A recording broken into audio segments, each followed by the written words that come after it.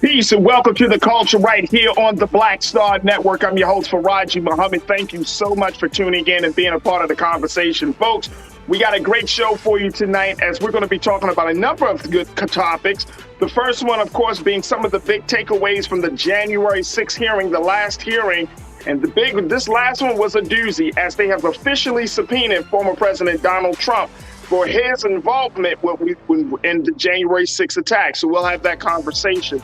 Also, can we talk about certain movies like Till, Emancipation, movies that are showing and depicting the struggle of Black people in this country, but are these movies necessary for us to look at our struggle as entertainment? We look into the question. Plus, I got to share with you what Reverend Al Sharpton say about manhood and voting for gubernatorial candidate Stacey Abrams, and asking the big question, do you think it's right? Do you believe that men have a problem with women in leadership? We have that conversation and a whole lot more. So stay with us. It's all happening on today's edition of The Culture right here on the Black Star Network. Let's go.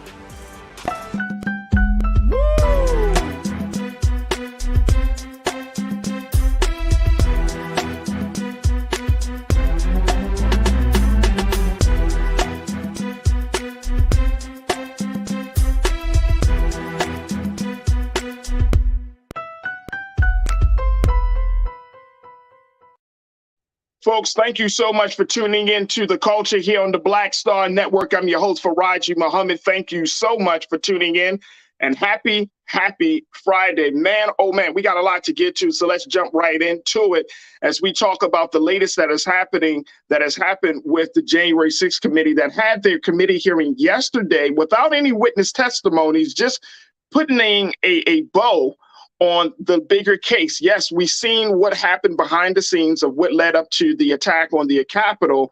But more importantly, the big question is, how has former President Donald Trump, the role that he played, and will he finally stand before the American people and the committee to talk about what really happened and what he saw happening on January the 6th. Take a look at this, folks. This is part of the big central question that many people are wondering, that, is the committee able to bring former President Donald Trump to account for all of the things that happened on January the 6th? And it's a big question, very, very big question. Analysts, political, legal, all types of analysts across the board are having varying answers. But most people tend to believe that President Trump will not testify. But it was reported by Business Insider, New York Times, and then other outlets that the president said he would testify as long as the testimony is broadcasted live. Of course, this is Donald Trump. We know that he loves the attention, so I'm certainly not surprised. But let's talk a little bit about some of the big takeaways coming from the January 6th hearing. And I'm joined by my brother Rashad, who is talking to us about, just to give his insight. Culture crew member Rashad Staten, who is a nonprofit leader. He's also an activist and an advocate, and just one of many bright and brilliant minds that we have across this country to talk about these issues of politics. Rashad, thank you so much, brother, for joining us this afternoon. How you feeling? All is well, brother. All is for the culture, brother. I'm excited about this conversation here, man. I can't believe I know you are. I know you are. Rashad, let's talk a little bit about what we saw on yesterday's hearing, and there were a lot of big takeaways. There were a lot of things that were said, but one of the biggest thing, of course, is former President Donald Trump has been subpoenaed by the January 6th committee that is composed of both Democrats and Republicans, and Benny Thompson said that they needed answers. This is the Democratic, the representative, Benny Thompson, who leads the committee. He said we need to call President Trump to the table, because the American people deserve some answers about what really happened and how far-reaching, and did President Trump instigate this situation? I'm using that term, the same term that House Speaker Nancy Pelosi used in this. And I want to show this very quickly. This was some of the compelling video. Some of you may have seen it, others may have not seen it, but check out just a little bit of the video that was taken by Nancy Pelosi's daughter on January the 6th, when lawmakers had to evacuate the chambers and they had to be put into a safe space. Take a look. Call up the effing Secretary of DOD. We have some senators who are still in their hideaways. They need massive personnel now. Can you get the Maryland National Guard to come too? I have something to say, Mr. Secretary.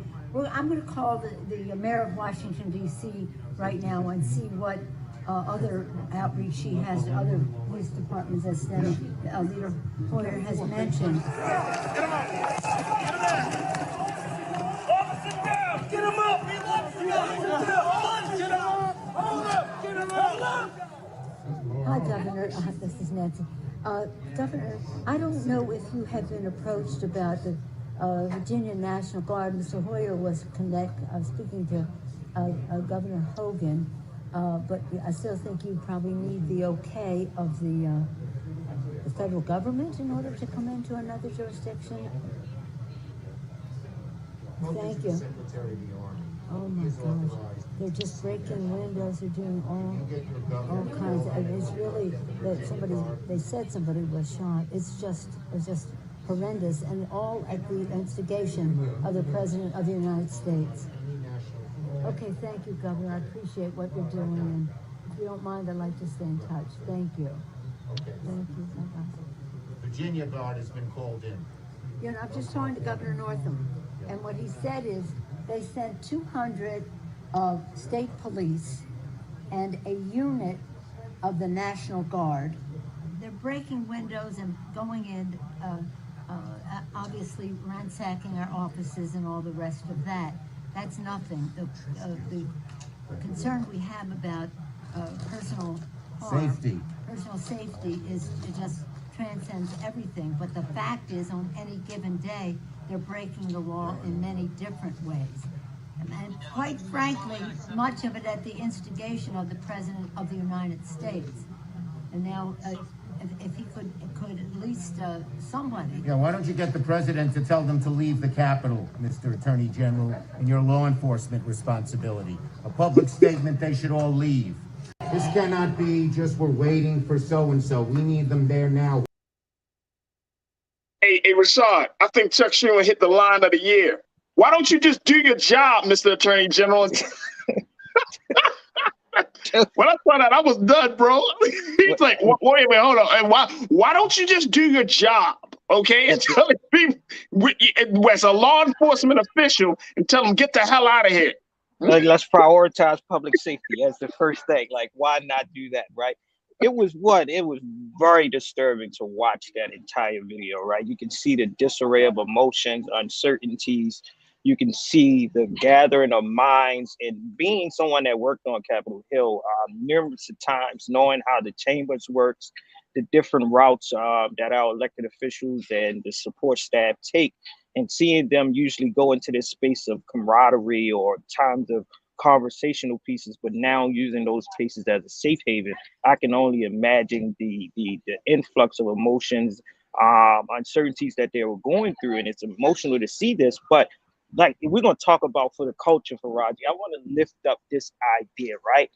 If we are watching on the same public platforms, news publications, and things of that sort, of them taking now artists, right, verses, their rhymes, to incriminate them and use this as solid evidence to bring up federal and state RICO charges, why isn't videos like this sufficient enough for us to hold our elected officials and to see us get justice in the most expedited time frame? Have we ever seen something this of such national security that has been infringed, right, and imposed by the highest ranking leader supposedly in this country, be then held to this elongated process where we have enough information, enough recordings, enough audios, enough visual representation, and the loss of lives that shows that someone interrogated and actually agitated this process of harm and national security? Why is it taking so long for us to get justice and hold someone accountable of a lighter skin when we are using such low standards and such things that infringe on our rights of conversation, of communication, and things of that sort to go to the darker hue people?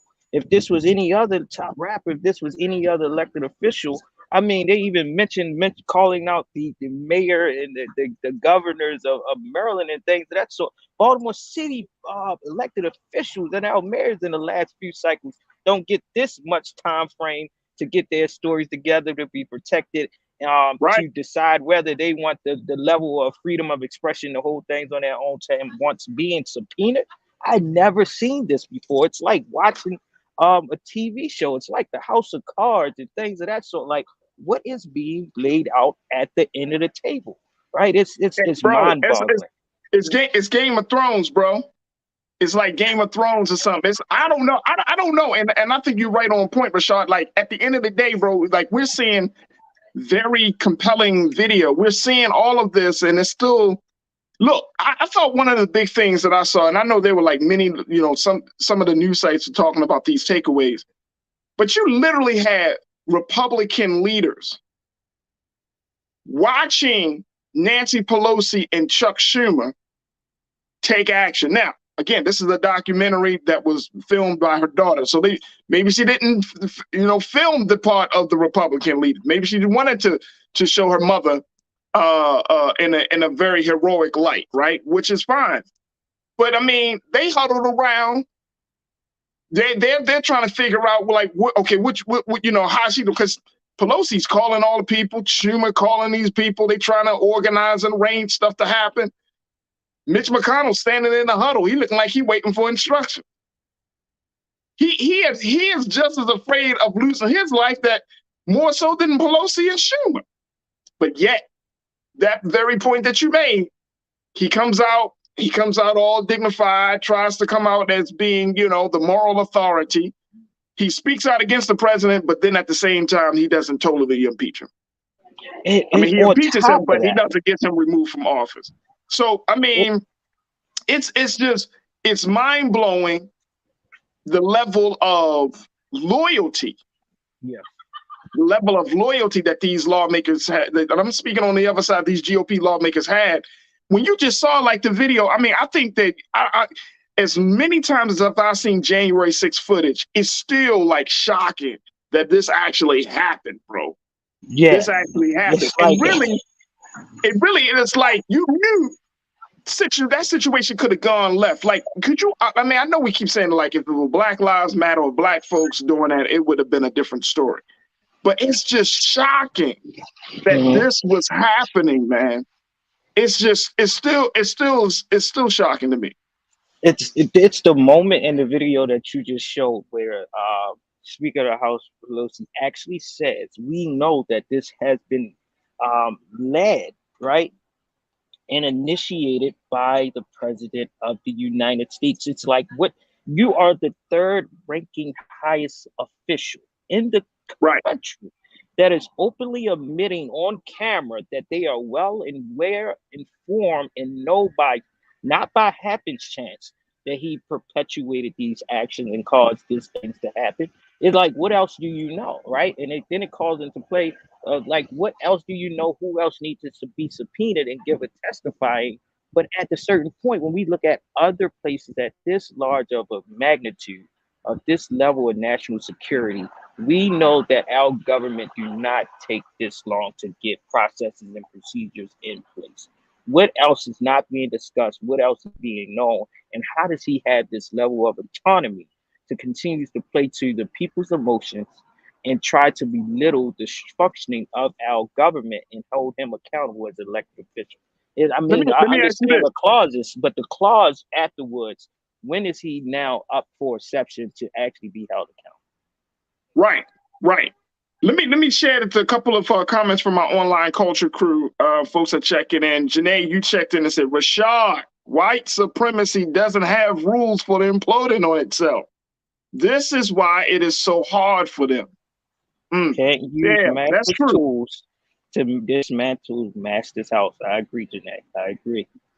Absolutely. Absolutely. Thank you, Janae. Dirty Red 76, you said this is nothing new. This is America. It's always happening, except now we have technology. Yeah. But see, here's the thing. And I hear people kind of mention those things like this has always been happening. But Dirty Reds and Culture Crew and family, like if we really look at this, this is so historic. This creates such a precedent, right? Like we weren't living during the American Revolution, right? We weren't I was living just about to during the see that. Civil War. We weren't living during these very big moments of civil discord in this country. Mhm. We were living and we were watching, and we had all felt a range of emotions from January the 6th, right? And even now, like we're still like it to be, let's keep it real, folks. How many of us actually think that this is going to be the only demonstration of quote unquote resistance from white men from this point forward? How many of us really truly believe that this was it? Because I don't. It's certainly I not it. really don't, bro. I I agree. think this was like a failed attempt. You know what I mean? Mhm. Because they didn't obviously think this thing to the point they just wanted to bust up in there and just create some havoc and just disrupt. But I bet you, and I'm not calling for it, I'm just saying the way things are going, there are some people within those circles, within those spaces that's going to be like, all right, here's where we went right, but here's where we went wrong. And the next time we're going to try to do something else. Because I just don't see it. Things haven't quote unquote gotten better for those groups that were storming the Capitol on that day. Mhm. Things haven't gotten better. Matter of fact, things have gotten worse for them, right? Because we see certain policies now. We're seeing that there's a certain level of crackdown from the law enforcement agency to the Department of Justice. People are getting arrested. People are losing homes. So you talking about just feeding into the level of dissatisfaction, feeding into the anger. Because now the anti-government sentiment has become stronger and stronger in this country. This is not something that we can just gloss over and be like, all right, that just happened because Trump is out of office. This could potentially happen again. And like you That's said, what I'm saying, Rashad. and if it's not assessed, not properly held and processed to the furthest extent, this does Right. not set a precedent that will have Right. this altering, trickle down impact on even us as a people down to our everyday lives. This is like we said, and Right. our audience is saying this. This is a test run to something.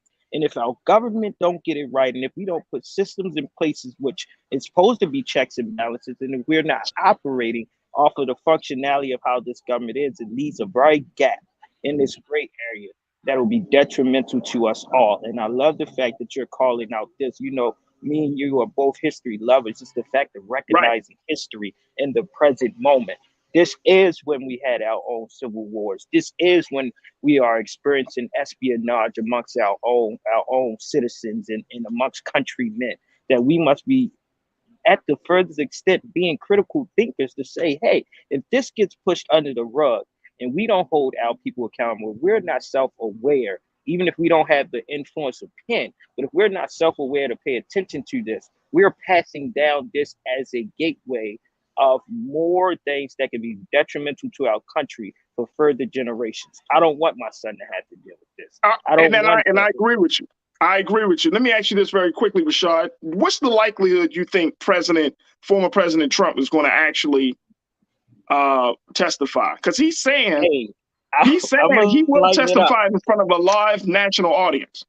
I'm starting to get Trump and Kanye confused. They're starting to seem like the same person on a lighter note. It's everything has to play to their propaganda.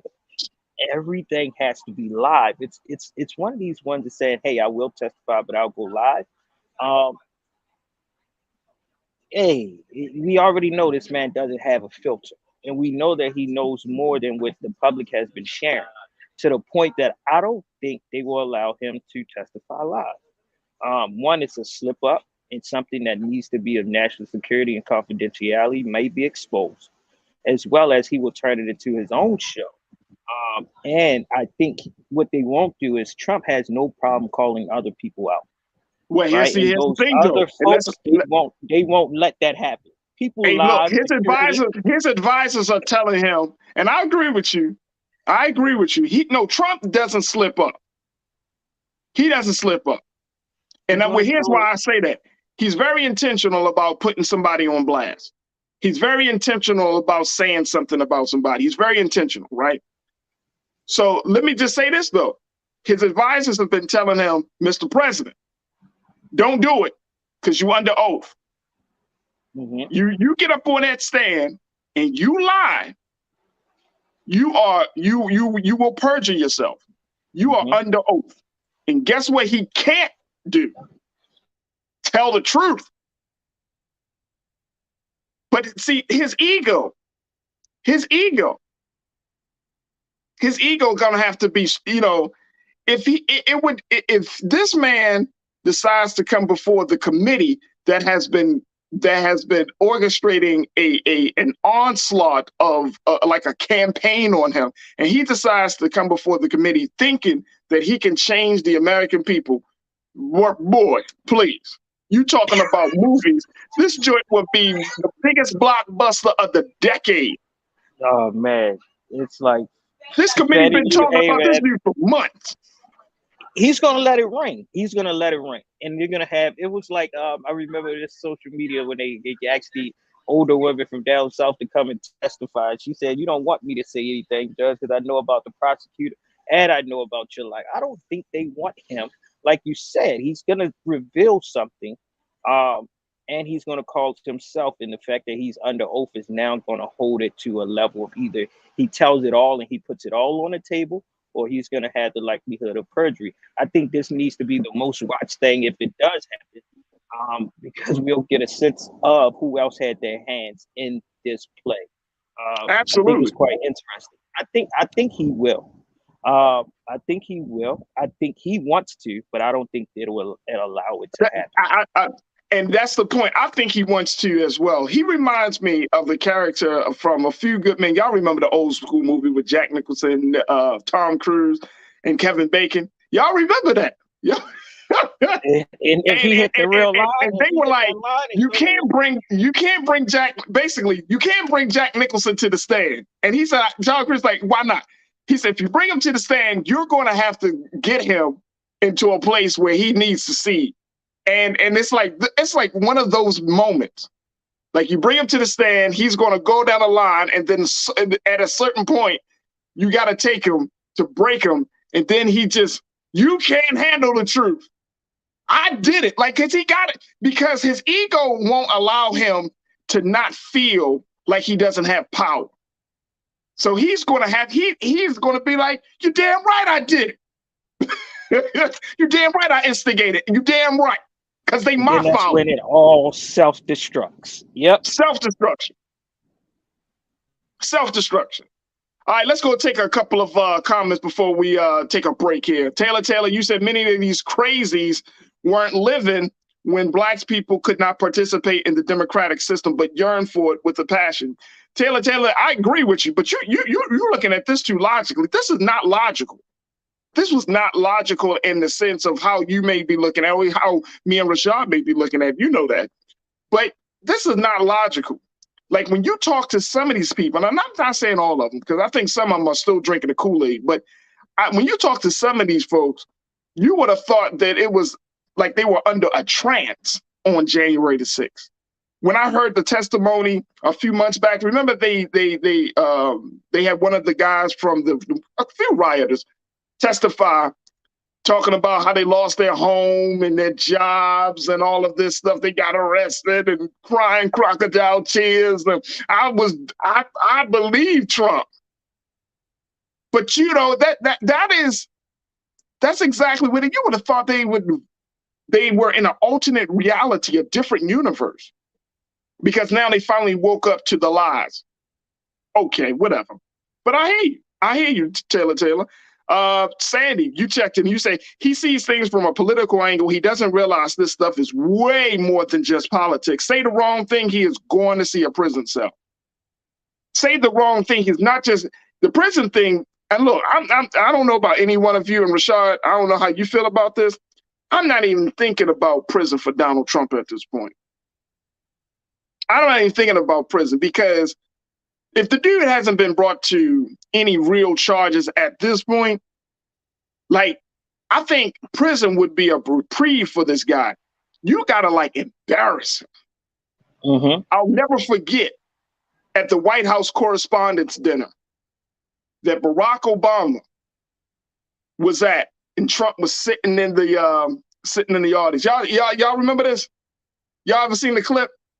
And Obama goes in on Trump, talking about the whole birther thing, you know, him not being born in America, like just going in on his thinking.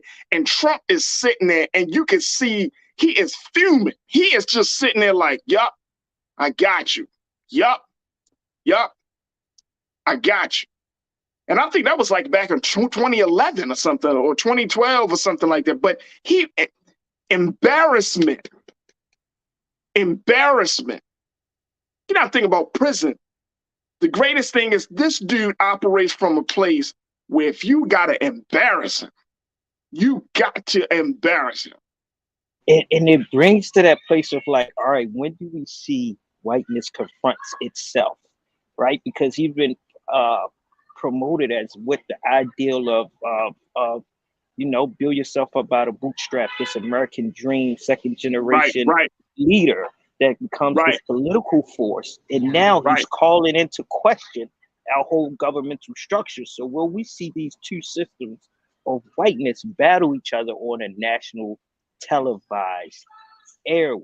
I don't think so, because it puts them at the forefront of having a house that is divided. And we've seen this within the political structures. But when it comes down to public humiliation and the castration of a white man, we have yet to see this in America on such a large platform. There it is. Paul Delaney, you checked in. You said with Trump, it never was loyalty, it was fear. Trump could destroy their careers. Facts, Paul. That is huge facts. Thank you, Paul. P. Jackson, you said if he doesn't take the fifth, he'll lie and or throw everyone else under the bus to save himself. Yes, he will. P. Jackson, you know it like I know it. Yes, he will. Gwendolyn, you checked in. You said he needs to testify live. He can't hold water. Perjurer himself, lie and dry snitch out his friends. Yup. He was consistent with that throughout his whole administration. Right. Hey, that's how he got to become president. And Calhoun, you checked in and you said you hit it right on the nail. Absolutely. He wants to do that, and he wants to say, you knew I was a sneak when you heard me. Man. Look, folks, we will see. Of course, the president is putting out all types of things that to the spaces so people can kind of, is he going to do it? He's not going to do it, or who is going to do it? He knows what he's doing. He understands. He loves the circus. He loves the frantic, chaotic nature of things. So he's definitely putting it out there, but we will have to see. All right, folks, look, Rashad, we got to take a quick pause. When we come forward, let's shift gears a little bit. Let's talk about, we're talking about the political side of things, political theater. I want to talk about entertainment, as there are two major movies that depict the struggles of Black Americans that will be featured this month. The movie Till, about the story of Emmett Till, but more focused on his mother, Mamie Till, and then the movie Emancipation on Apple Plus, the movie that features Will Smith. And many people are wondering, it hasn't come out yet, but the trailer would drop this month. But people are saying, is the entertainment, is our struggle being depicted in such an entertainment fashion? Is this really good? Is this good for others, but is it terrible for us? How far should we allow our history to be told through Hollywood? Very, very delicate line. And it's a line that we need to talk about. Stay with us. That conversation comes up next right here on The Culture, right here on the Black Star Network. Woo!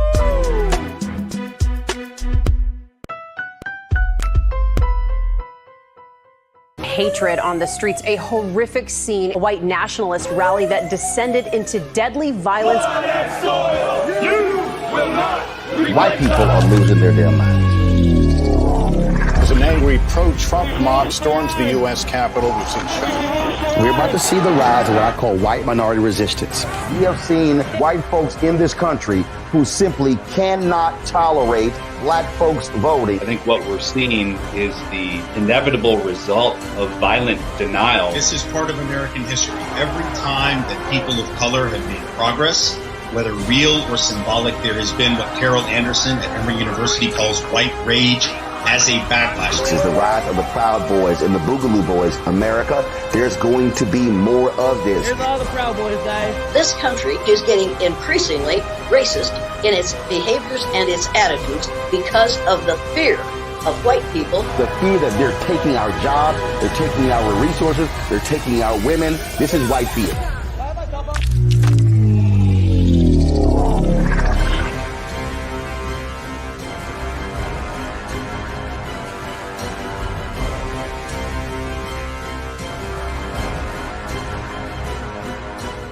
When we invest in ourselves, we all shine.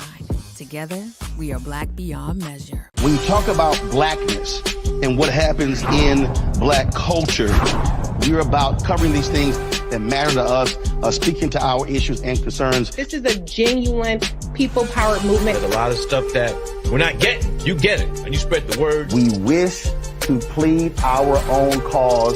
Too long have others spoken for us. We cannot tell our own story if we can't pay for it. This is about covering us. Invest in black-owned media. Your dollars matter. We don't have to keep asking them to cover our stuff. So please support us in what we do, folks. We want to hit 2,000 people, $50 this month, raise $100,000. We're behind 100,000, so we want to hit that. Y'all money makes this possible.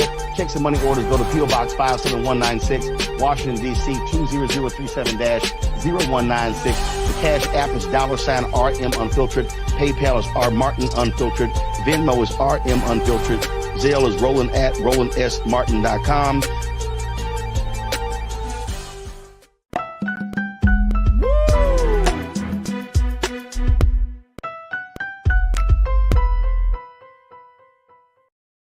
All right, folks, welcome back to the culture here on the Black Star Network. Let's shift the conversation and talk about from politics to entertainment and history. Now, Michael Arceneaux, who is a New York Times bestselling author, wrote a piece for the online publication, theroot.com. He poses this narrative about Black films depicting our struggle, films about Black oppression becoming harder for me to stomach. And then the byline is that when you look at that, which I think is interesting, as it becomes harder for us to stomach and become more tiring, he's asking the question, like, is it necessary for others to see it? And so I wanted to, I was really inspired to have this conversation based on this, because the two films in particular that he's talking about are the films Till, which talks about the struggle and the heroicism of Mamie Till, the mother of Emmett Till. So the film looks not just at what happened to Emmett, but more importantly, how Mamie Till stepped up. Small. So take a look at that right there, folks. The first time I heard about the Emmett Till. So that's the first film. And then the second film that he talks about is Emancipation, which is the new Apple Plus film starring Will Smith, where Will Smith plays I heard it myself. A man who has been enslaved.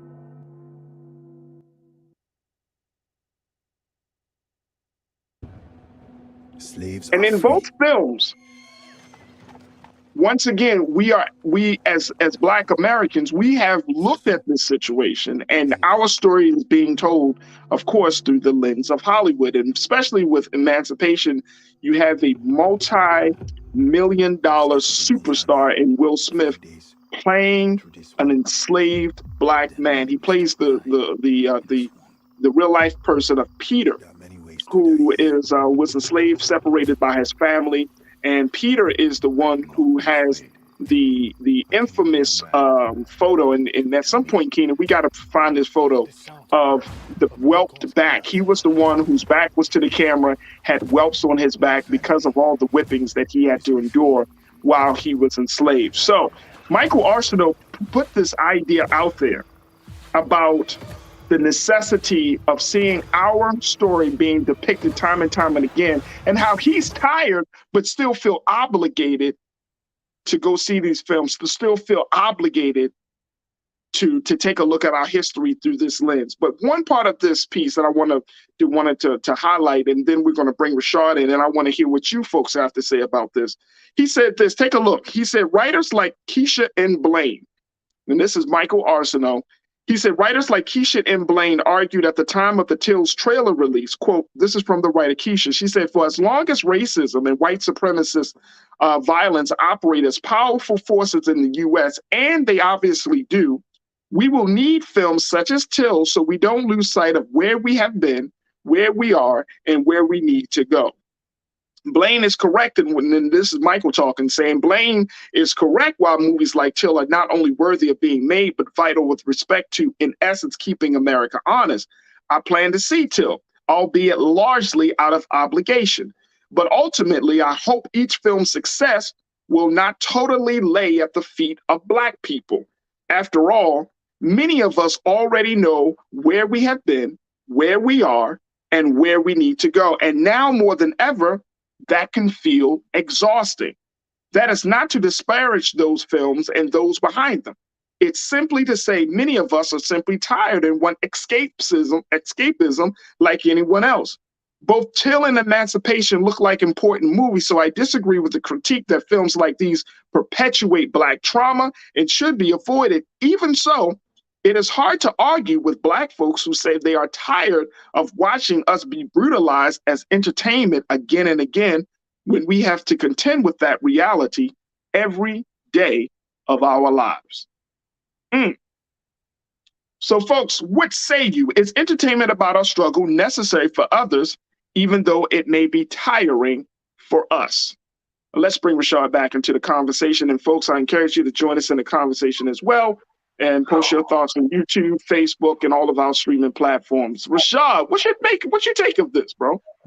Oh man, let's try to piece this onion, because it's so much. I think we've had these conversations year after year. When one of them hit the, we get a story like these produced on this large Hollywood level every 3 to 4 years, right?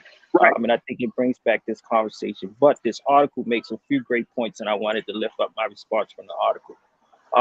And the comments made from those mentioned in the article.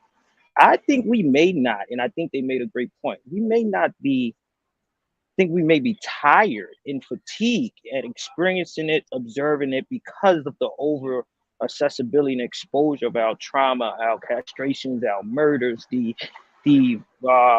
questioning of Black lives versus white lives, that we may not be dehumanized, but we are exhausted with having to experience it and observe it, right?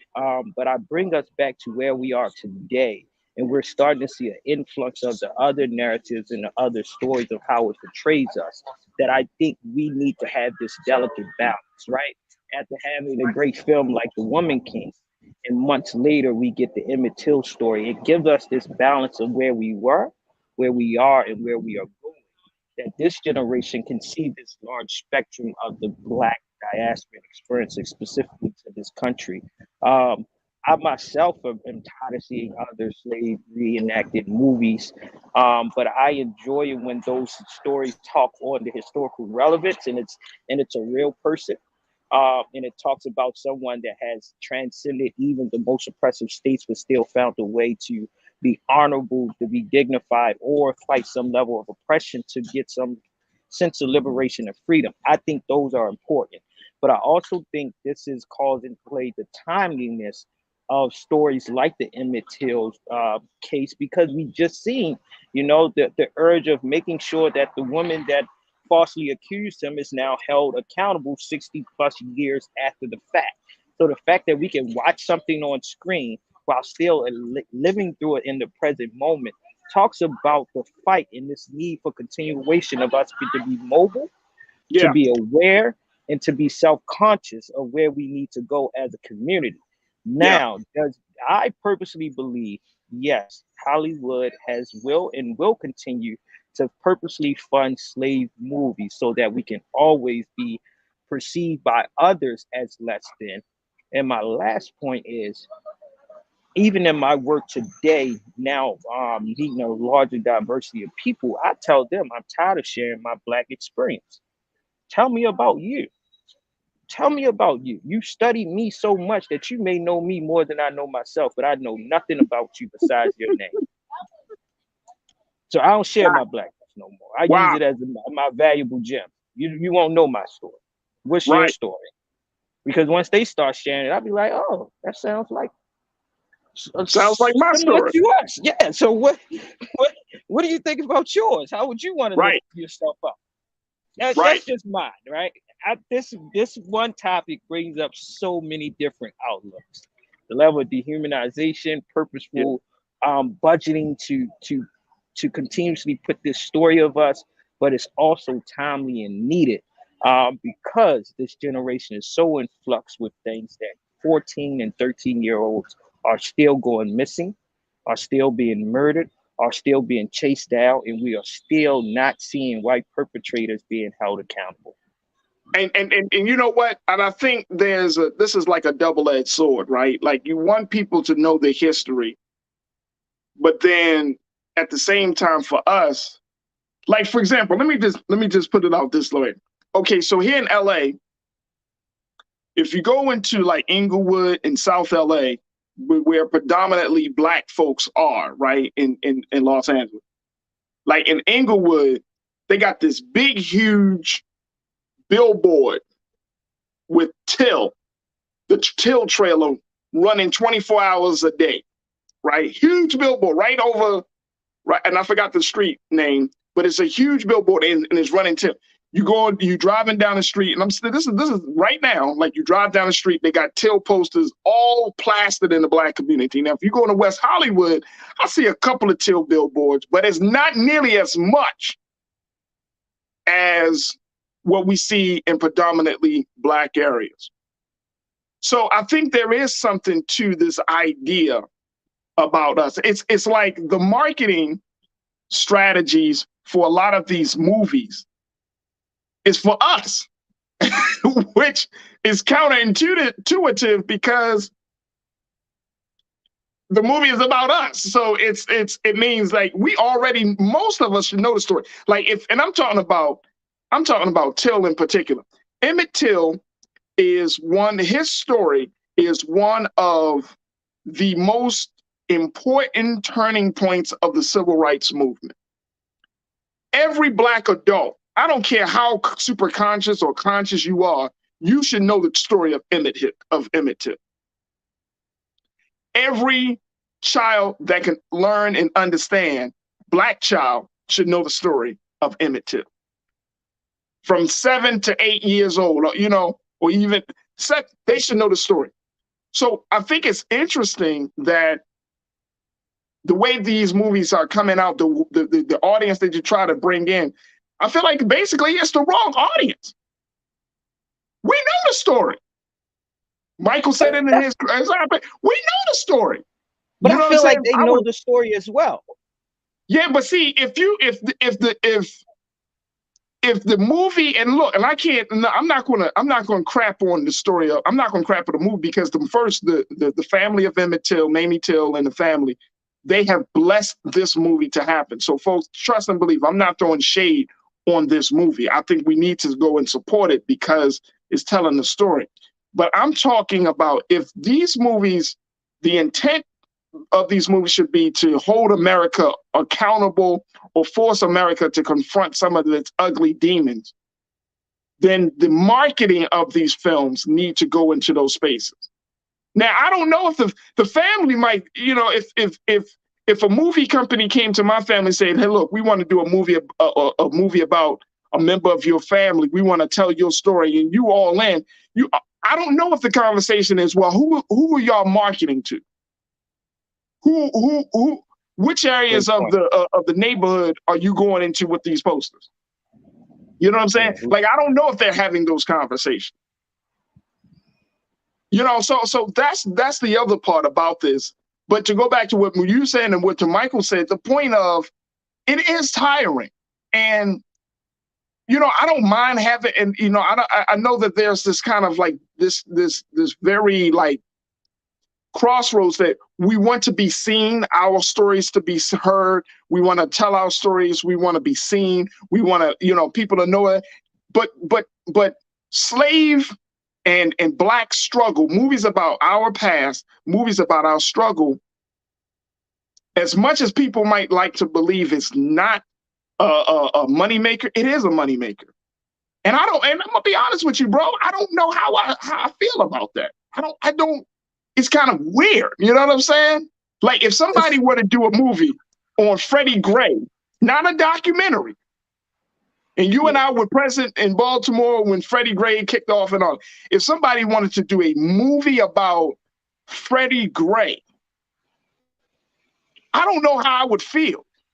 Like, I don't want to be like, oh, they got me in a movie. Or I would be like, if someone wanted to do a movie about Sandra Bland, or if they wanted to do a movie about Trayvon Martin, not a documentary, a movie. Right. I'm not sure how to feel about that. I don't know. All right, let me just take a couple of comments as folks are checking in, because a lot of people, Rashad, people are just trying to figure out like what to do. All right, let's look at this, and I'm certainly want to show the picture that Keen. I know you got the picture of Peter, just to let people know this is the story. This is Peter. Y'all know this. Y'all seen this picture, but this is the character. This is the man that Will Smith is portraying in the story Emancipation. That brother. So I just want us to keep that in mind. Now, a brother like him, his story needs to be told. Yeah, because you only see the image and you don't really you don't see the humanity of this man. Mm-hmm. Agreed. Which is important. So again, it's like you got all of these like pros and cons of this whole of this conversation. All right, Shalinda, you checked in and said, if Roots didn't scare us off, I seriously don't think Will Smith and his character will have an effect on us. We are desensitized to it all. I remember seeing 12 Years a Slave. Still hit me. Still hit me, Shalinda. Some of those scenes were. Some of those scenes were just a little bit too close. You know what I'm saying? And of course, I didn't live in that period, but it's still hard to watch. It's still hard to watch. Some type of emotion. Yes, I agree. It's still hard to watch. Ming Lee, Natasha Surge, you said they don't want to understand our struggle. That's the issue. No, I don't know. I think we do want to do. I think people do understand our struggle. Like our struggle's been around for hundreds of years. We want freedom, justice, and equality. We want life, liberty, pursuit of happiness. We want liberation. This ain't rocket science. Now, do they want to help us eradicate the fact that we have to navigate and live? That's a different conversation, bro. That's another conversation. They know our story. They know our struggle. To understand our struggle is the struggle of oppressed people all around the world. Mm-hmm. That's our struggle. Like they understand it. Let me tell you. You know why I know why this country understands it? Because you make a movie about it. If you're able to make a movie about it, that's it right there, Ferrari. Let's break down Hollywood production. You know how much research has to go into right? How much money, the fact that they have to study this time to reenact images, to reenact what the world looked like at that time, language, culture, dressing, music, dialect. And to your point, and Rashad, to your point, bro. Movie companies hire historians. They hire historians to be able to as in telling that story, to be as historically accurate in some cases as possible. Mm-hmm. They hire people to do that research. This is Hollywood, folks. This thing is a well-oiled machine. I know that, You can have your view about it, but the fact is, this is Hollywood. They hired, like, so I'm not talking about some rinky-dink situation here. And it goes through years of edits before it's even made to go public.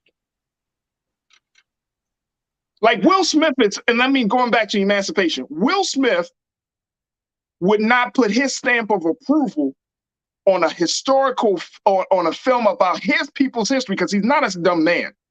He's not just goofy and laughing. You know, he's not going to put a stamp of approval if there isn't some level of historical accuracy, if there isn't some truth telling. No, this is I mean, we don't like to believe that Hollywood or filmmakers have the power, just have even more power than historians and social scientists, but they do. They really do. They can rewrite history. Probably exactly what Brother Malcolm said. They probably are the most powerful entity that influence the subconscious and the conscious mind, and is the first, I want to say, the first front line of education, especially in today's society. So we gotta look at the machine behind it. I want to know, what is the intent of it, right? Someone pitched this story. It got picked up. It found its reason. And it went through so many years of revisions. It had to get to this level of being captivating to even have a main actor like Will Smith to play it. It has to have, with the movie, Till, some level of historical relevance, timeliness, and accuracy for the Till family to even validate the production of it. That what is the intent outside of the educational part? What is Hollywood's angle to this? Because we know what it would do to us. That's it. Like, because if we don't ask that question, like, what is the intent, right? If we don't call to account, you know, what was the motivation behind it? Don't think, and here's the other part, the timing of films. Look, I got people on my team who worked in the industry. The industry don't work off of no haphazardness. The timing of films. You got two major films, Emancipation and Till. Emancipation, the trailer drops in October. Till, the movie, drops in theaters in October, right? You got, this stuff is not by happenstance. This stuff is by design. And my point in saying that is just simple, that this stuff is created to elicit a certain response, to get it. There's a reason why, like, Black Panther's dropping in November. You know what I mean? Like all of this stuff is happening. Is all happening. I remember years ago, there was a period of movie making where we saw, and I don't know if you remember this period, that Rashad, I may be dating myself, but there was a period of movie making where we saw, like, certain Black films, and I mean, like, Black directors, Black actors, Black folks behind the scenes, like Menace to Society, Boys in the Hood, some of these other type of films, very urban films that talk about the urban life and struggles of Black men. They really came out around the same time. Right. And they helped to create the culture. I remember before the Million Man March, certain films came out. You know what I mean? Back in 1995, if y'all look at what was the movies in leading up to the march. Let's look at what was the movies to Get on the Bus. Yeah, right. Get on the Bus, right? But what was the movie? Like, that was a different film. That was more of like a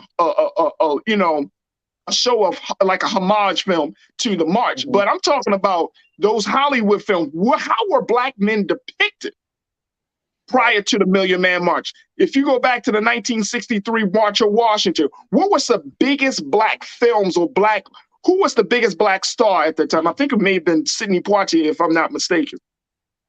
But look at what was happening, because trust and believe, films don't come out in a vacuum. Films come out as a reflection of where we are socially, politically, economically, and culturally. Yep, and also to project where we want to be as a people moving forward into, which comes back to what you said of, like, the Sidney Poitier. It was the reasons why he took certain characters, why he took certain roles, why he didn't do certain things, why he did do certain things. It's in that point of our art to entertainment is always going to be the benchmark to tell us where we are in society and where we are going. And like you said, everything in Hollywood is down to the T to play its part.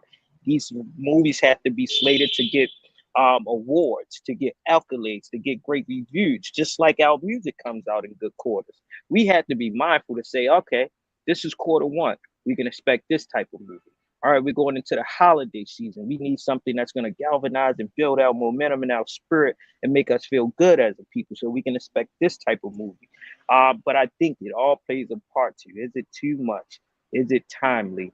But also, how do we allow these movies to help us inform the next generation? And I think that's the most important thing. That's it. And when we talk about that timing, and I know Janine, I saw your Janine Gordon, you said some timings of movies also has to do with consideration for major movie awards. That was one of the motivations that Apple decided to release Emancipation earlier than expected, because they wanted to be considered for award season. Even though Will Smith is banned from the Academy and has resigned from the Academy, they still wanted the movie to be considered for award season. So that certainly plays into it. But do y'all think that all the talk, and this movie Till has been in production for a minute, but the talk recently about Emmett Till, the talk about Carol and Brian, we've been having conversations about that situation, that moment in our history just a few months ago, right? We talked about, any new books, all of that. This is not by like, oh man, this is just happening. This is by design. And my point is in saying that is that we as the consumers of media have to recognize this, right? Now, I think we should support the films. I'm not going to blast the film and say no, don't support it. But bring somebody who don't know. Help enlighten somebody through the film. Maybe you go see the film, and if you find that the film is good for some black teenagers, because black teenagers, Rashad, I'm talking about 12, 13, 15, 16 years old. They have no sense. Some of them have no sense of history, right? So I think some of you even said, yeah, sometimes people learn through the movies. You're absolutely right. So maybe the film can be used not just to entertain, but also as a way to educate, not just for us, because we know, but I'm talking about the next generation. The next generation. Bring them in, have some conversations. Have some conversation.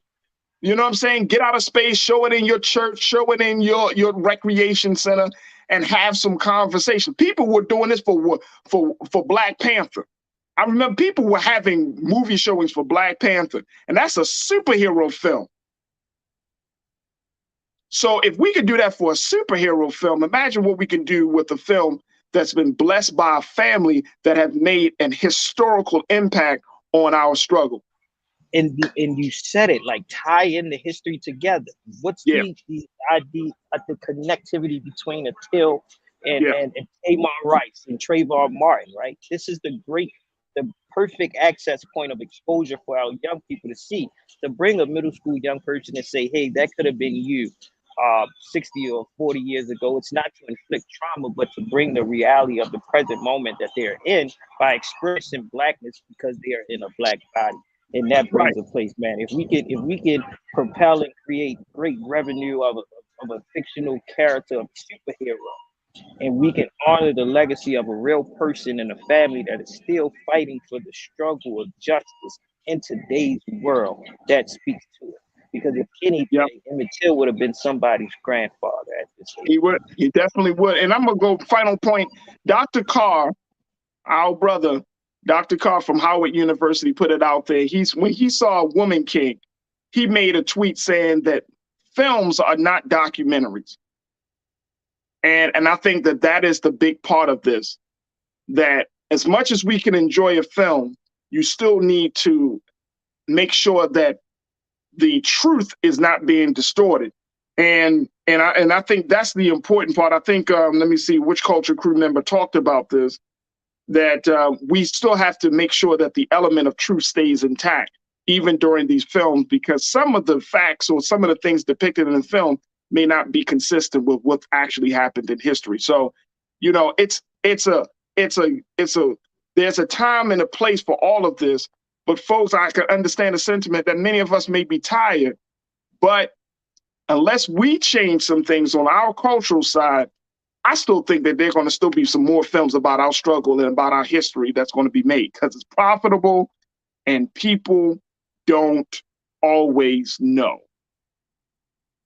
That's what it is. Rashad, my guy, I appreciate you, brother. Thank you for spending some time with us this afternoon. Can keep up the great work you're doing, Rashad. Hey, always for the culture, brother. Much needed, much certainly timely and purposeful. Thank you for continuing to live in your life and your truth, brother. For the culture. Oh, brother, thank you. Absolutely, absolutely. Folks, Rashad checking in. Thank you so much, brother, for being so good for the culture. All right, folks, we got to take a quick pause. When we come forward, oh, man, I've been wanting to have a conversation with you about this one. Al Sharpton is under some fire because he said some things about manhood. He questioned manhood as it relates to voting for gubernatorial candidate Stacey Abrams, who's running for governor of the state of Georgia. We're going to play for you a little bit what the good Reverend had to say and get your take on it. And I'm asking a question. Do you think that Black men have a problem with women in leadership? Ooh. We're going to be checking in with Culture Crew member Nira Muhammad to talk with her, get her insights on it, and I'm certainly going to take your comments as well. So stay with us. That conversation, plus I got something as we talk a little bit, if we get to it, we might be able to talk a little bit about bling and violence, how now PNB Rock's girlfriend finally speaks out through an Instagram post about what really happened on that unfortunate day where she had to witness her boyfriend being gunned down in broad daylight and the impact that it has made on her and the hip hop community. So we'll talk a little bit about that if given the time. So stay with us, a lot to get to. Stay with us. I'm looking forward to your conversation and your comments right here on The Culture, here on the Black Star Network. We'll be right back.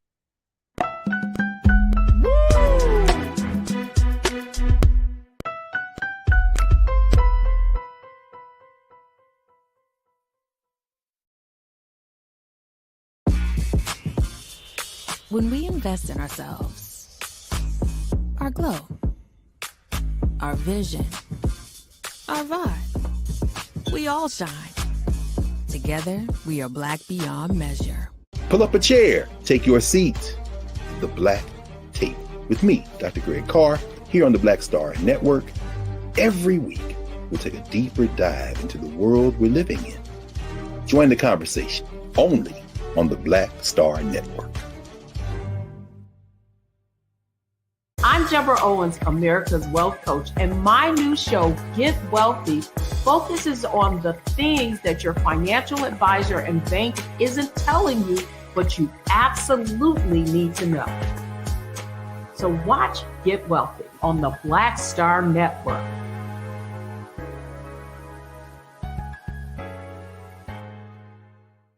Hi, I'm Dr. Jackie Hood Martin, and I have a question for you. Ever feel as if your life is teetering and the weight and pressure of the world is consistently on your shoulders? Well, let me tell you, living a balanced life isn't easy. Join me each Tuesday on Black Star Network for A Balanced Life with Dr. Jackie. We'll laugh together, cry together, pull ourselves together, and cheer each other on. So join me for new shows each Tuesday on Black Star Network, A Balanced Life with Dr. Jackie.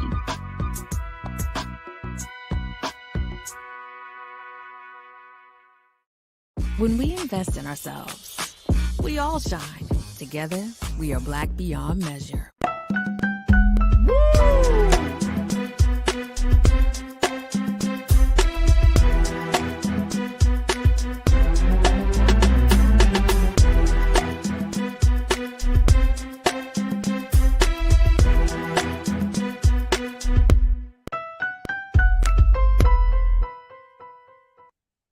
All right, folks, welcome to the second hour of The Culture right here on the Black Star Network. I'm your host, Faraji Muhammad. Thank you so much for tuning in and being a part of the conversation. Man, oh man, first hour, we had a lot to talk about from January 6th to talking about Black movies and the impact that they have on us and others. So if you missed the first hour, make sure y'all check out the replay, and we would love to hear what you have to say. And while you're checking out the replay, I hope you're streaming us. Hope you're streaming us on blackstarnetwork.com. because that is the place where you will find not just today's show, but all of our past shows, the other shows on this illustrious growing network, as we continue to have the conversations that are important to you. So just head on over to blackstarnetwork.com. Do your due diligence, support Black-owned media that is taking the conversation, media that is stating the case and telling our story like never before in a time that is needed the most. This is the space to do it, a national digital platform just for us. Make sure y'all support us at blackstarnetwork.com. Also, make sure that you'll follow all of us, Black Star Network, on our Instagram, on Twitter, and on Facebook. And of course, that when new videos come out, share the videos. There are always notifications. Turn on that notification button, especially on the YouTube as we stream live on YouTube. Turn on that notification button as well, so you can be informed and stay posted about the conversations that are happening. Now, while you're doing that, make sure you follow me, yours truly, Faraji Muhammad. Yes, you can find me on all social media platforms at The Real Faraji on Instagram, Twitter, I'm at Faraji, as well as Faraji Muhammad on Facebook. I would love to connect with you, build with you, share with you some ideas. Many of you are already connecting with me, building with me, keeping me informed about things like my culture crew, man. Big shout out to the culture crew, my online culture crew, because y'all be like, Faraji, you heard about this? You heard about that? I was informed about the crazy meeting of the LA City Council from Tuesday night. Saw some of the videos. So big shout out to my crew for always keeping me up to date on stuff, just as much as I try to do my best to keep you up to date on things, because we are building a community here, folks. This is a community effort, and we want to continue to take our community to the next level. We build this community here, then we can build the community outside of the phone, outside of our devices. We can build the community right where we are, and we need to do that together. So your support for the station, for the network, and then more importantly, your support for those of us who stand before you is absolutely critical. So follow me on all social media platforms. All right, folks, I've been waiting to have this discussion with you. Man, oh man, because Reverend Al Sharpton, who is a longtime civil rights advocate, activist, he's been doing this work a lot of times. I know he can be a polarizing figure in some cases, controversial figure in other cases. But one thing for sure, he gonna keep saying some things that's going to keep the people talking. And Al Sharpton right now, people are getting upset with the good Reverend because he questioned the manhood, the men, Black men in particular, for them questioning whether they should vote for gubernatorial candidate for the state of Georgia, Stacey Abrams. Now, Keenan, let me know if take a look at this. He claimed that you are insecure as a man if you don't vote for Stacey Abrams. Keenan, can we play this clip? I want to play this clip because I want people to hear exactly what Reverend Sharpton said and why he said. I literally have Black men calling my radio show saying, well, we got enough Black. Let's play that clip one more time. We want to play that. Here we go. Power, Ketanji Brown Jackson in the Supreme Court. We have Vice President Kamala Harris. I don't know if I want to vote for Stacey Abrams. Who would not be proud of Stacey Abrams unless you're so insecure as a man that you feel that you've got to be manipulated?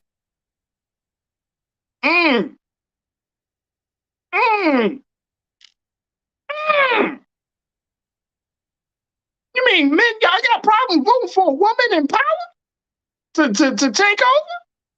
Is that where we at in 2022? You see my voice getting higher? You hear that? Because it's crazy. We got a problem with that? Oh my gosh. So I had to have one of my favorite culture crew members to join in on this conversation. She's a woman that is unapologetically a woman. Always talking about, always keeping us up to date on what women are thinking, what women may not be saying, and most importantly, why we need to have a conversation in detail about this situation She is the host of the podcast Queen Talks with Nira Muhammad. She is also a screenwriter. She is also an advocate. She's an educator, has worked in the classroom. And so we're happy to have her join us today here again on The Culture. Nira. Hey, Faraji. It's always great to be on. Absolutely. All right, let's talk a little bit about this. Reverend Sharpton said that you are that insecure as a man. Here's my question, because I think this speaks volumes about where we are. I'm posing a question. Do you believe that men have a problem with women in leadership? What say you, Nira? Do you believe that to be the case? As Reverend Sharpton said, that some men may be insecure about voting for Stacey Abrams, another woman? So first of all, you worded the question differently. First, you said you asked. I said black men. Yep, you said black, but then when you asked me the question, I'm gonna get to that. I'm gonna get to that. But check this out. But when you asked me the question just now, you did not say black men. You just no, said I did men. not say black. And I'm glad that you didn't, because that was going to be my first thing. Men, can we just start there? All right, there you go. And it's funny because you just came off of talking about TV, and two of the big shows that are out currently are House of the Dragon and The Handmaid's Tale, and those are two shows with very, very strong female characters as well as narratives for women, and they are both shows that show how hard it is for men to step back and allow women to be in power or have basic rights. I mean, we're in a country now where women's rights in our bodies are being discussed without our consent. You know what I mean? Mm-hmm. Like, decisions are being made for us and for our bodies. So I think that this question you can answer this question yourself. I think anyone can answer this question themselves. But I don't want to be unfair and put like this general umbrella over all men. No, all men are not insecure having women in leadership. But yes, on a large scale, globally, men still have a huge issue with women being in power. Huge. So, I mean, and this has always kind of been a part of the case, I think, especially in politics in America. There are a number of women who, and I'm talking about senators and you know, from the national political space to local, women have always had to feel like they had to contend with men, not just black men, just men in general, but they had to contend with men because they had to feel like they had to do more. They had to step up more. They had to really show and prove that they could do the job. Of course, we saw this with Vice President Kamala Harris. Many people just blasted her and say, oh, you got a woman vice president. Can't she be fit for the job? This was brought up during Hillary Clinton's run for presidency. Can she do the job? So you helped me to start the conversation talking about men. Do you think that this is a man thing, or do you think this is a black man thing, especially as it relates to our sister Stacey Abrams? Do I think that black men have more of an issue with women in power than white men? Yeah, let's go. Absolutely not. Okay. In my experience working with white men of power, they can, and just with even with some of my white male students, they can be very condescending and very like, I'm smarter than you. And I don't always think they mean to come off that way, especially some of the younger guys who do it, younger white guys who have done it, and students that I've taught. But it's it can be very condescending, and you're just like, actually, I actually do know what I'm talking about. I actually do know more than you on this particular topic, and they don't like to fold on that. Whereas I've had a lot more black men that are like, oh, okay, go ahead, sis, go ahead, queen, you know, take the lead, do this and do that. So I will say that it always depends upon the space that you're in. Yeah. How white men have a problem with white women having power. Like, let's just start there. I mean, literally, I just mentioned two shows that are like white men oppressing white women, or saying, oh, well, this white woman, oh, she may be supposed to take over the throne, but she's a woman. She can't rule. We don't want her because she's a woman, when she's more fit than any of the men to actually rule and take over. So I think that, and we've seen that in history so many times, women are very fit to rule. Women in history have ruled very successfully, from ancient queens of Africa all over the globe. Women have proven that we are very fit to rule, but we also have to deal with the fragile male ego at times as well. So it's a lot of tiptoeing for women. Even women in business now, we're still begging to be paid the same amount as men. We're still begging to have the same seat at the table. I mean, at the end of the day, this is not new. It's sad that it's something that we're still dealing with, but it's not new. So I agree with you on that. I agree with you on that, and I feel like maybe we just need to. And one of the reasons I wanted to bring in to have this conversation is because I wanted to kind of do like a culture check on where we currently are right now. Because what Reverend Sharpton said is that I've heard this from men where we already got women, and it's almost like when people be like, well, we already got. Maybe black people are doing well. Look at Will Smith, and you'd be like, but that's just one out of millions. You know what I'm saying? You might be able to, if you can name. Here's maybe this is like an unscientific metric. If you can name all the women that are in power on two hands, then we got a problem. If you can literally name all the women in power in general, I think that's a problem, because there's so many men in power that we couldn't name all of them. I mean, I just feel like as women, I know for me as a woman, I'm tired of having to like jump through so many hoops to prove that I'm worthy, to prove that I'm just as good for the job, if not better. And I think that women across the globe are tired of that. I mean, we are literally sitting here at a time when our reproductive, there are women who, if they're raped or if they get pregnant out of incest, they still can't abort that baby. I mean, this is the time that we're living in. So for me, I feel like women's rights are being scaled back. Our rights are being taken away. We're not progressing. In some ways we are, but on a large scale, when laws can be written that change the trajectory of women across this country, that's a problem for me. That's a huge, we're losing our power. And that's why I feel like we have to stop being quiet. We have to stop being complacent, and we have to start being like, nah, we need more women in power, because decisions are being made by men. Right. Facts. In fact, women. Facts. Of course. Now I want to get a couple of comments from our culture crew online here. Dejima Boutique, you say, do women want to be tokenized? How about we focus discussions on qualified candidates who happens to be women? Absolutely.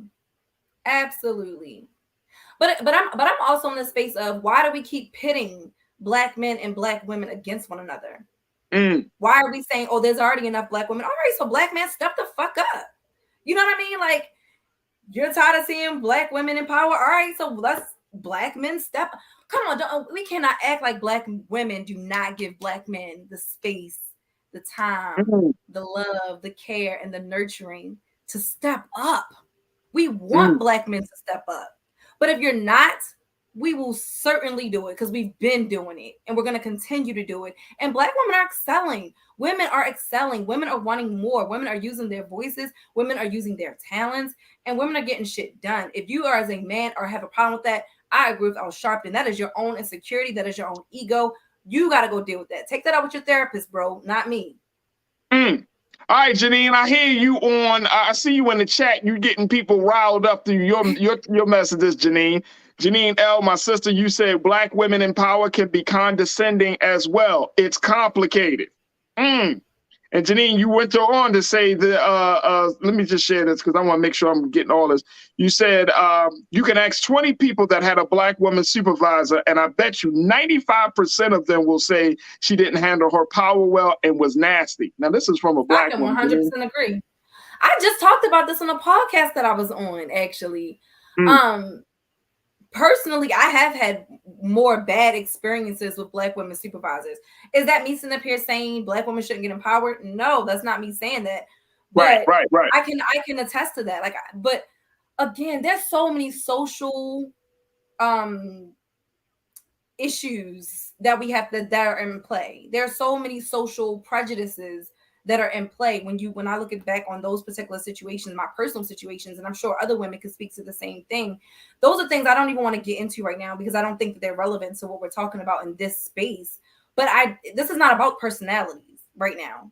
We're not talking about the nasty, your white male boss who was nasty to everybody, or to the white male boss who was sexually harassing the women, or the black male boss that was, we're not talking about that right now. We're talking about black men, like a fundamental, men have an issue with women being in power.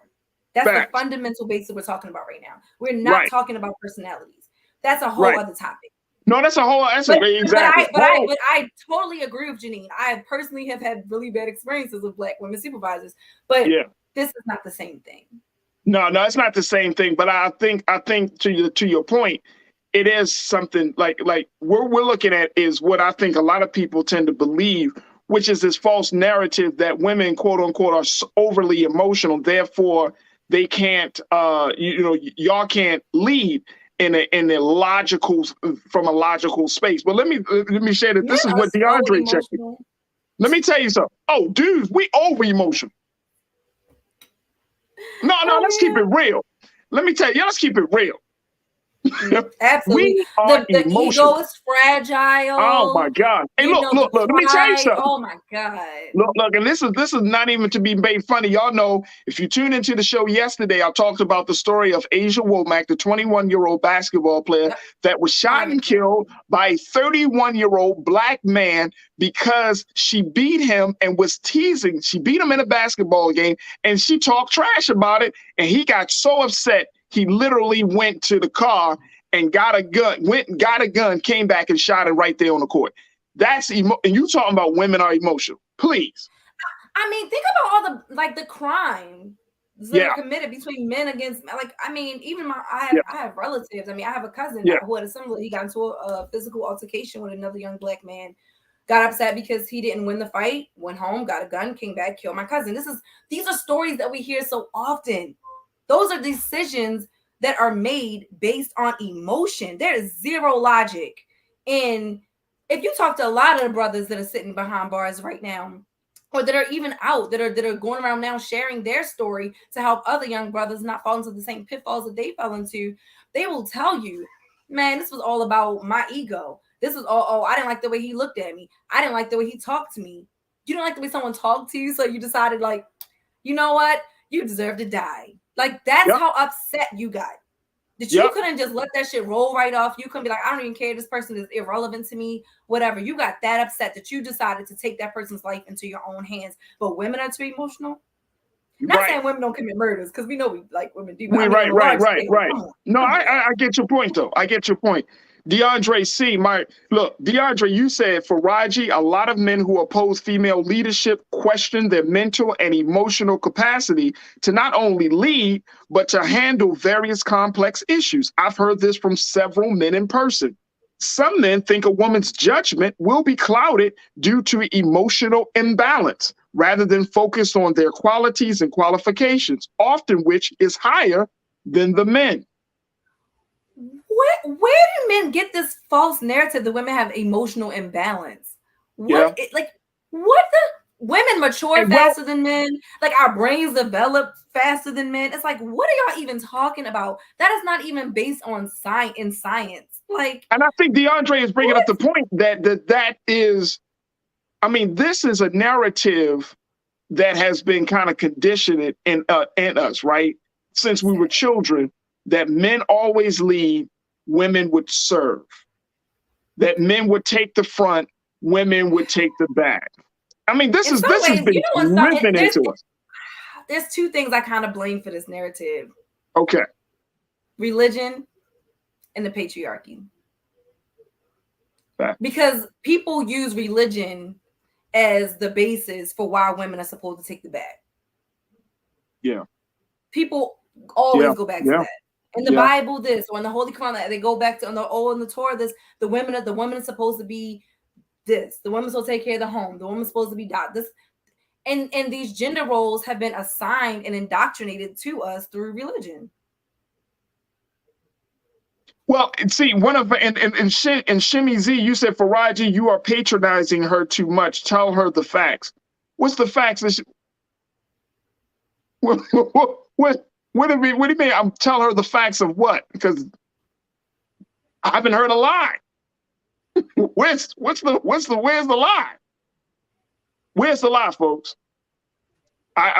Shimmy, you gotta please. You can't distort a statement like, tell her the facts. And let me just say to this person, my background in college is in family and consumer science, bro. I am technically considered a human scientist. I've had to study human sexuality, family relations. Like, I've had to study the history of the family. Like, bruh, you don't even want to go there with me. Yeah, and Willie, and I think that this is not just, and going back to the piece about what DeAndre said, how people have said that women have an emotional imbalance.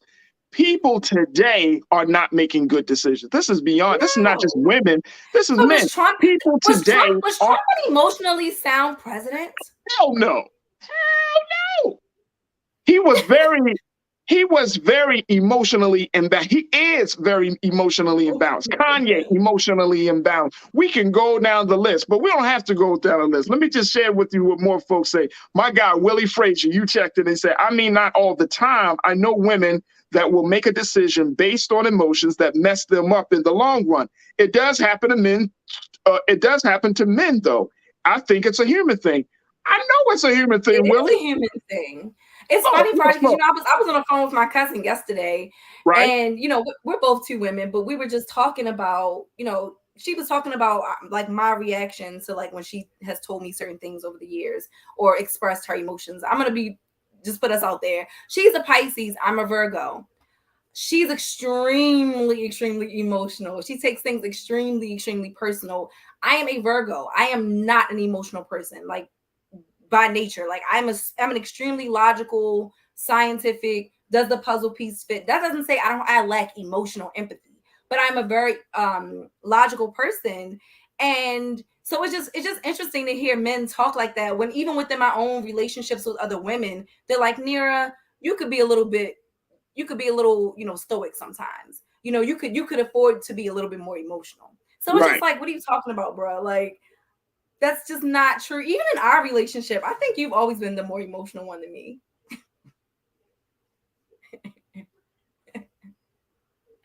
Okay, so let's take some more. Let's take some more comments from our culture crew. For real? But am I lying? Let's take some comments from our culture crew. Look. It depends. Though, it really even in the way that we parent our children, sometimes I can be the more stoic one, and sometimes you are the more nurturing one. Well, here's the thing. I think that for Black men, in particular, like, because we have a Black son, Black daughter, it's important that, and this has always been important for me, that it's important that I teach that our son that, as a boy, you need to learn, one, that you have emotions. You need to learn how your emotions flow during different periods in your life and how to control them. Like, don't run away from who you are. Don't run away from being a human being, right? So yes, I show that a level of emotion because I grew up in a household with my dad who didn't show. I mean, my dad was born in the late 40s.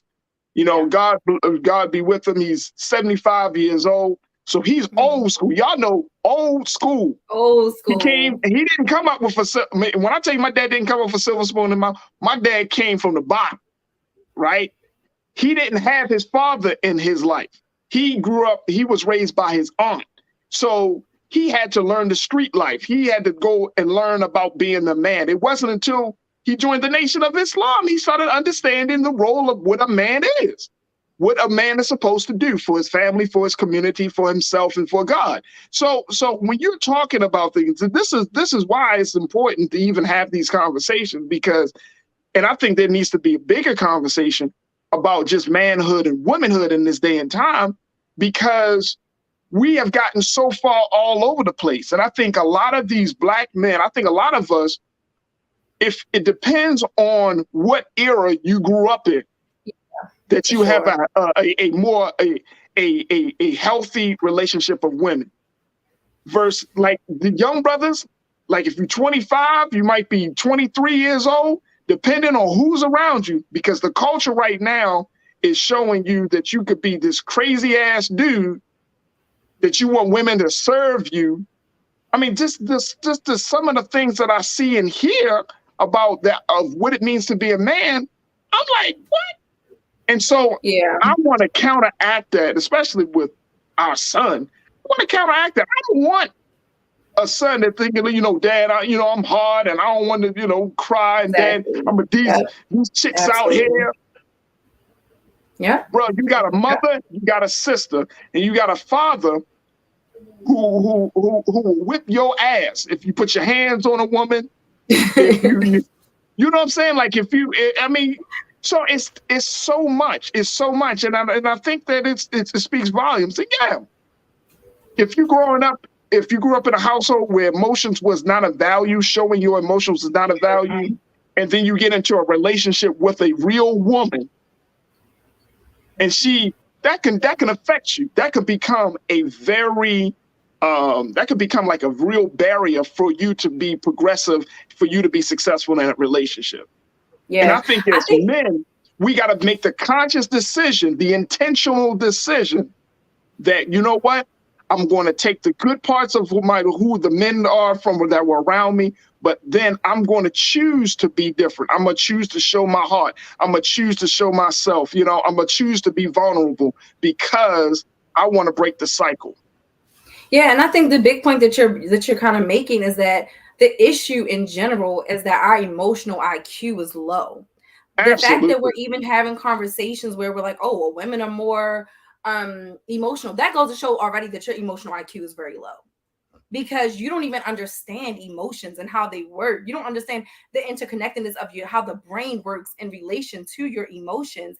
And that's why I think that it's really, really important that we're not only teaching ourselves as adults how to strengthen our emotional IQ, but that we're also teaching children how to strengthen their emotional IQ. And I think that can be done in the classroom. It's something that I've done in the classroom. There's some really, really, really cool assignments out there that teach children how to understand their emotional IQ, how to understand their triggers, what makes me happy, what makes me sad, what makes me excited, what makes me fearful. Being able to articulate triggers, and whether they're good or bad, helps us to strengthen our emotional IQ. And there's so many different exercises that we could do, whether it's with ourselves or whole group, that will help strengthen that IQ for ourselves. So we can learn more. There's always room for improvement and for growth. But the fact that we even have these conversations, it goes to show that this is not something that is being taught on a large scale here in America. Like, we're not teaching the importance of emotional intelligence. Absolutely. And emotional intelligence is the ability that's running the world right now. Like you have to be, and I think emotional intelligence, or understanding your emotional intelligence, is a pushback on all of these crazy, like old school narratives and ideas of what it is to be a human being. And I think that's what it's pushing back on. Like, we can't keep going through life. We can't just act as if people and things and circumstances don't affect us. I'm good. And I mean, we've had conversations. What else to do for Raji? I feel like when I look at society right now, we're being pushed more and more and more to be accepting of people. We're being pushed more and more to be accepting of the non-binary community. Yeah. And less we're being conditioned to accept women. I think the narrative of being a woman itself is being diminished and watered down. Wow. That's a whole different conversation, because you're not the only one that feel that way. There are a number of women, and I've been reading from our childbirthing experience. I mean, to even say, to take away the word woman from, women give birth to people give birth, or childbearing person. I think that's disrespectful. I think that's extremely, extremely disrespectful to the centuries, to the millions of years that women have died in childbirth, especially Black women. Just to our plight and our struggles of our reproductive health. Being a woman is not easy. I remember being 26 years old and having a life-threatening miscarriage, to where my entire, fallopian tube erupted and I was dying. If I didn't get rushed to the OR, I would have died, because I would have bled to death internally.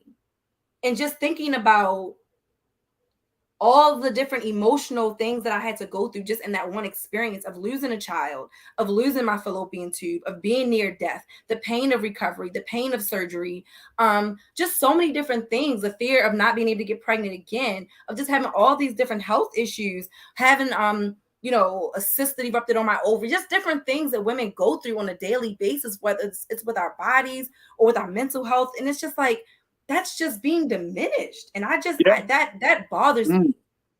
That's a very, very important conversation. It's a big conversation because I noticed I've read some New York Times pieces around this, and we can't go into it today, but that is a huge conversation where I find that a number of women feel like their role and just who they are as women is being diminished. Real big. I can't get into it today, but that's real big. Let me go to. If you talk about it, you better talk about it when I'm here. Oh yeah. Oh yeah. Definitely. Janine says, "Say that, sis. I can't stand it. Women are women, and we bring life into the world, not people." That's all I'm gonna say on that one, Janine. I got you.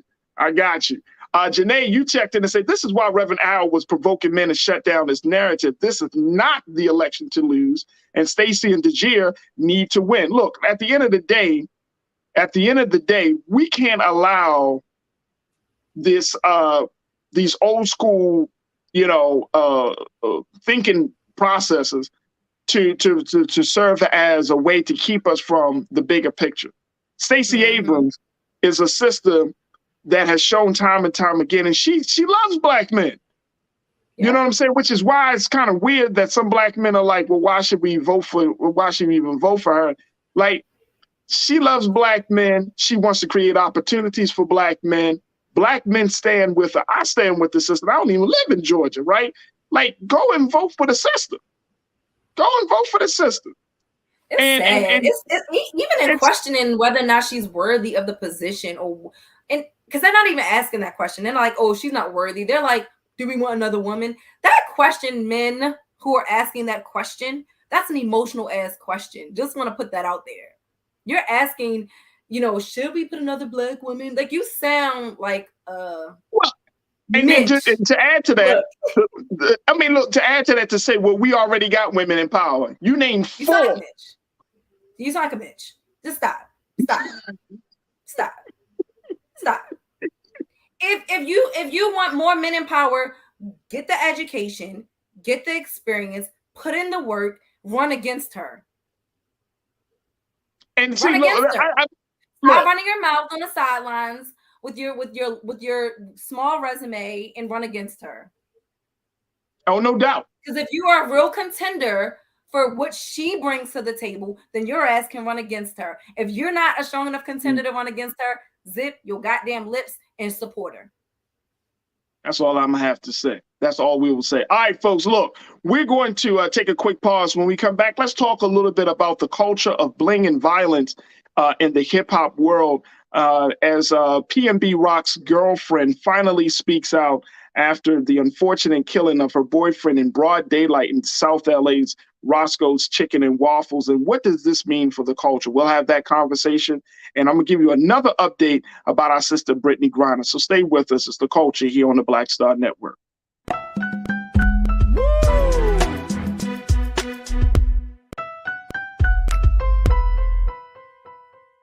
Pull up a chair. Take your seat. The Black Tape with me, Dr. Greg Carr, here on the Black Star Network. Every week, we'll take a deeper dive into the world we're living in. Join the conversation only on the Black Star Network. Hatred on the streets, a horrific scene, a white nationalist rally that descended into deadly violence. White people are losing their damn minds.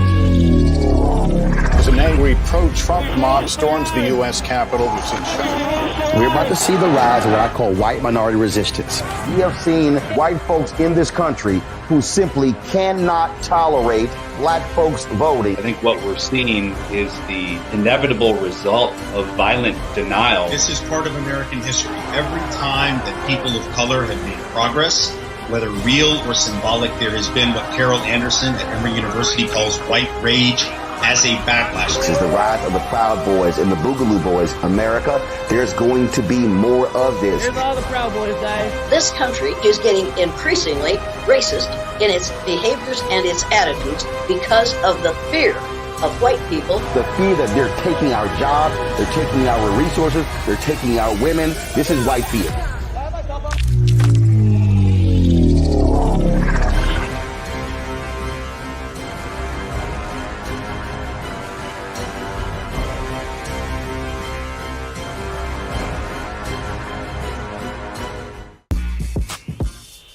When we invest in ourselves, our glow, our vision, our vibe, we all shine. Together, we are black beyond measure. When you talk about blackness and what happens in black culture, we're about covering these things that matter to us, speaking to our issues and concerns. This is a genuine people-powered movement. There's a lot of stuff that we're not getting. You get it, and you spread the word. We wish to plead our own cause. Too long have others spoken for us. We cannot tell our own story if we can't pay for it. This is about covering us. Invest in black-owned media. Your dollars matter. We don't have to keep asking them to cover our stuff. So please support us in what we do, folks. We want to hit 2,000 people, $50 this month, raise $100,000. We're behind 100,000, so we want to hit that. Y'all money makes this possible. Check some money orders. Go to P.O. Box 57196, Washington, D.C. 20037-0196. The Cash App is $RM Unfiltered. PayPal is R Martin Unfiltered. Venmo is RM Unfiltered. Zelle is Roland at RolandSMartin.com. When we invest in ourselves, we're investing in what's next for all of us. Growing, creating, making moves that move us all forward. Together, we are black beyond measure.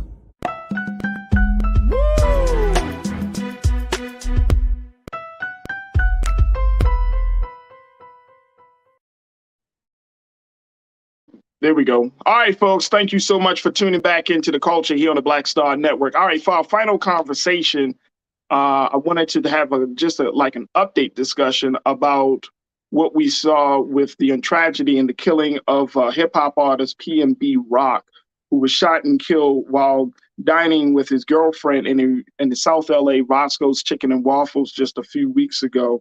Many have thought that the girlfriend was responsible for the killing because, you know, as a lot of people do when they go on social media, they include their location.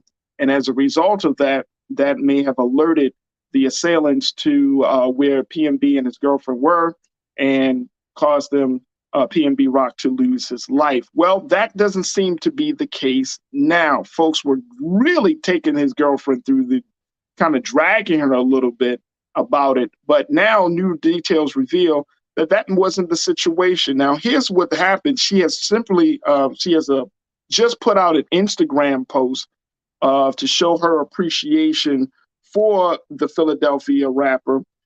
In her post, she just talks about how the depth of their connection, their love, and it got a lot of people to say, well, what really happened? And we're going to have a conversation with Nero. Take a look at this post, y'all. I mean, it's a very, this has been an unfortunate situation, but it's even more unfortunate that people thought that the sister was responsible. I want to read it just very quickly. She said, as I am not 100% not okay. If I wasn't spiritual, I can kill myself, but then I'll go to hell and my man not there. My man saved my life, throwing me under that table. I'm not supposed to be here, but because of him, I am. No one would be able to handle this. To be honest, I can't even handle this. To witness what I saw and to keep seeing it in my head, to being forced out the restaurant, to not be able to go into the ambulance or the hospital, car keys, purse, and my phone taken from me, forced in the back of a police car, locked in an interrogation room all night while all this is going on, and to be the last person in this world to know my man didn't make it after having the faith and confidence that he was. I felt this time in my relationship, everything was finally perfect for our family. My man had gave himself to God, did a complete 360. He was loyal, he was patient, he was teachable and a teacher. I was finally letting the past go and letting him show up as his changed self. My last day with you. I told you, I know you, my husband. I know you are my soulmate. Even if it was for a little bit, at least we got to experience what having a soulmate is. And for that, I am grateful. You told me you hated took so long. You wish you would have changed way sooner. It takes so much prayer and spiritual therapy to gain the strength to do the simple things in life now. They say your angels come and stop by and visit you, but I feel like mine is always here. It ain't no stopping by. This life we live on earth is just temporary before we get to heaven or hell, where we will spend eternity. Only thing matters in this short life is love. Anything else is irrelevant. You can't take none of this stuff with you. The devil is running loose on earth. I will never understand a loss so close. I feel so empty. My world is dark now. My heart is broken for the kids. Cover me with strength, grace, and vision to carry on for the family. Shed light on this world in such dark times. Let your power overcome evil. Pain is real, no matter how rich you are, how famous you are, how spiritual you are. Some pain is inevitable. Wow. Sad. And people talked about the fact that, people were really saying that she was the reason for this brother's murder. But new details revealed that a mystery man who had not yet been identified, this is according to the police report, saw PNB Rock and his girlfriend arrive at the restaurant. The unidentified man waited outside until Freddie Lee Trone, one of the suspects in the murder, arrived, and the two had a conversation before Trone left and later returned with his 17-year-old son, who is the suspected shooter. This is according to Fox 11 Los Angeles. TMZ even reported that the father-son duo were already in the parking lot when Rock and his girlfriend, Sabenhue, arrived, seemingly removing the blame aimed towards her. I think that this is such a sad case. I'm not excusing the killers, and I'm not blaming the victim. Right. I think this is a great moment for us to take a moment to sit and look, especially for those with wealth, to take a look at what's going on in the world. What's happening with our people, what's happening in communities. We already know there's no such thing as black on black crime. Crime happens where you're closest. Crime happens because of conditions, because of the conditioning of the people, because of the lack of resources, because of the lack of, we know that LA is a city with homelessness is just, I teach in Bel Air. The school I teach at today, it's on a top of a mountain, literally, with all these beautiful homes. I got to drive this big ass mountain. And then I could drive 5 minutes away and I see nothing but homelessness. So you have to keep in mind that when people have nothing to lose, they will do anything. People have nothing to lose. They're already at the bottom. For some people, to them, their life can't get any worse or any lower than where it already is. And they're looking at you. You're flaunting your wealth. You're bragging about your wealth. You talking about what you got, what you could spend. Your kids are rolling around in little tiny Rolls Royce cars. Your kids are Gucci'd up and they 5 years old with Gucci on. And you got people out here that are like, how am I going to feed my kids? We got to keep that in mind. I'm not saying that you can't work hard and provide the things that you want for your child. I'm just saying do it with grace. Be careful. Don't put yourself, if you are gonna, walk around with the big chains on and all your diamonds, don't go into communities where people are starving. There are enough places in LA where you can go where there's wealth, where you can go and 9 times out of 10 you're gonna be fine. There are places in LA where there is extreme poverty. Yeah. And you come in there and you're flaunting how you're millions of dollars. And this is not me saying he deserved to die. Hell no, he didn't deserve that shit. Under no circumstances. He should be allowed to wear his jewelry wherever he goes. But I'm just saying, take a moment to have a little bit of empathy for the people that don't have what you have. Yeah. Take a moment and have a little bit of empathy for people that are sitting there wondering how they are going to feed their family. Because that's the worst. They don't know if they're going to have a roof over their head next week. Take a moment to think about the people that are less fortunate than you, because while you are living at the top, you are living in a bubble, and you are forgetting that there are people out here that can't even figure out how the hell they're going to make ends meet, while you are running around here spending millions of dollars on a piece of fucking jewelry. Think about that in a big scheme of things. Yeah. Tiana, you said leave the drip at home. We don't need diamonds to eat chicken and waffles. Yeah. You don't. You're not on the red carpet. And I'm not, again, this is not me blaming him. This is not me saying, yo, you deserve to die because you walked into Roscoe's. This is me just saying to anyone who's rich, to anyone who's wealthy, I don't give a damn who you are. Keep in mind that people are starving, man. The people that are supporting you, that are paying, you know, I see people making jokes about saving up to go to Beyonce's concert next year. They're like, what bill am I not going to pay so that I can go see Beyonce? That a woman who has, between her and her husband, is a fucking billionaire.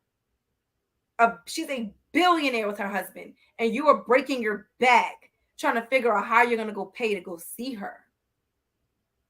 Like, and these celebrities don't care. They're flaunting their wealth. They are flaunting the fact that I can get you to pay $1,000 to sit and take a picture with me. They don't care about you. They don't. I'm sorry. When you're charging your fans $1,000 to take a picture of you, and you're already living in a fucking mansion on a hill in a gated community, and your fans are literally scraping pennies together trying to figure out how they're going to see you, you don't care about your fans. Wow. And you're talking about Chris Brown. You're talking about Chris Brown and others. This is not just a Chris Brown. This is about celebrities. Right. Yeah. These people are millionaires. We just, Faraji, didn't, you know, California experiences droughts often. A list just came out over the summer. We talked about this. A list came out over the summer of all these celebrities that were overusing water. Yeah.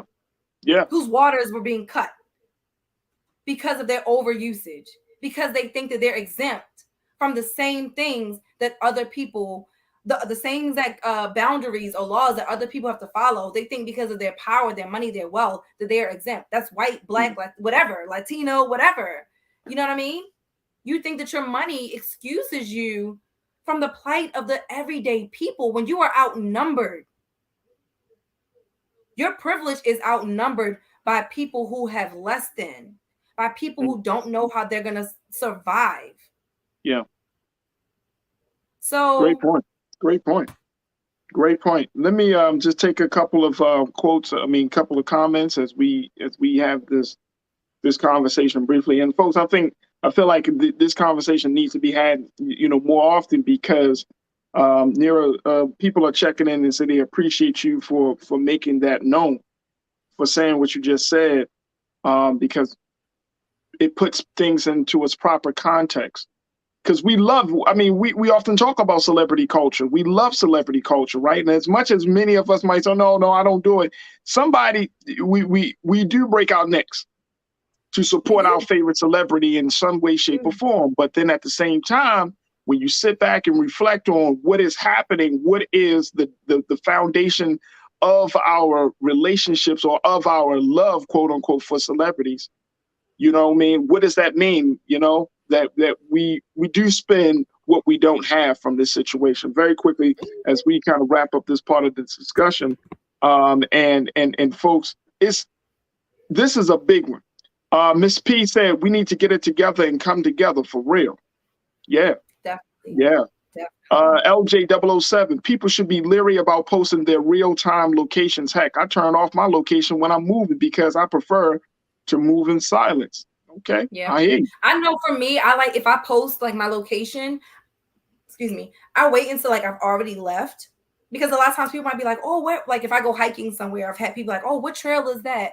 But I wait until I'm like gone to post that location. Or so you can, and that's another tip that you could use. If you know you went to a certain event, you know, you can wait until you're not there actually in that space anymore.